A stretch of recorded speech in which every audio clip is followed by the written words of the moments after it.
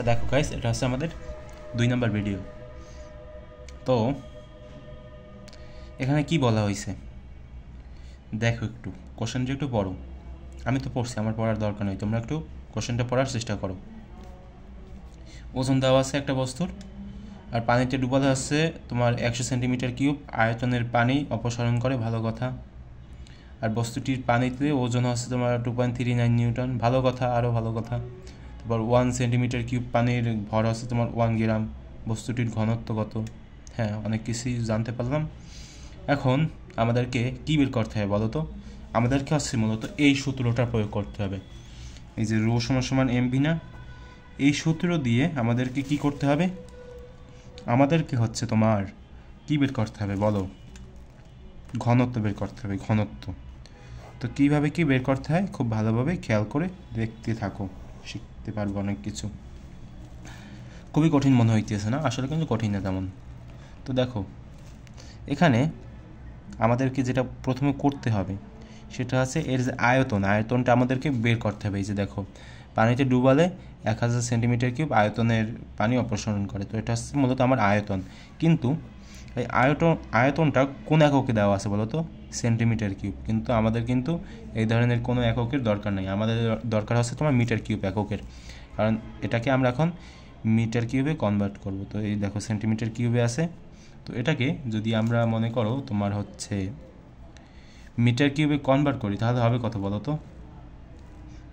হয়তো তোমরা অনেকেই জানো এগুলো, যে আমরা যদি এটাকে মিটার কিউবে কনভার্ট করি তাহলে এটা হবে হচ্ছে তোমার 1000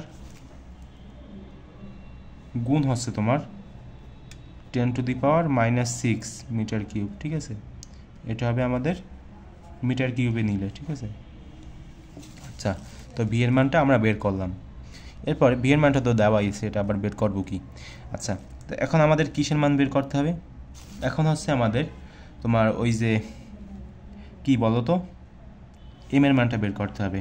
তো এখানে কি দেওয়া আছে একটা জিনিস খেয়াল করো তো, এখানে ওজন দেওয়া আছে না? ওজন, আচ্ছা ওজন দেওয়া আছে। একটি নিরেট বস্তুর ওজন হচ্ছে তোমার 4.99 নিউটন এবং বস্তুটির পানিতে ওজন হচ্ছে তোমার 2.39 নিউটন। ঠিক আছে, এখন তোমরা কোনটা নিবা? এখানে এই যে পানিরটা নিবা। ঠিক আছে, যেহেতু এখানে পানির কথা বলা হয়েছে তাই এখানে তোমরা এই যে পানির ওজনটা এটা নিবা। ঠিক আছে, তো দেখো এখানে আমরা এই সূত্রটা প্রয়োগ করতে পারি। ঠিক আছে, ওজনের যে একটা সূত্র আছে না, ডব্লিউ সমান সমান এমজি, এই সূত্রটা প্রয়োগ করতে পারি। তো এখান থেকে আমরা কিন্তু এম এর মানটা বের করতে পারি। উপরে ডব্লিউ, নিচে হবে তোমার জি। তো মানগুলো বসাও। ডব্লিউ কোনটা হবে বলো তো? এই যে 2.39 এইটা নিউটন, আর নিচে হবে তোমার 9.8। দেখো উত্তর আসে কত? Metre per second square. Calculation করো। 2. আবার বন্ধ হয়ে গেল কেন ভাই? 2.39 নিচে হবে তোমার 9.8, কত আসে? 0.24। 0.24 কী বলো তো? কেজি। আচ্ছা গেল। এরপরে আমরা কি করতে পারি?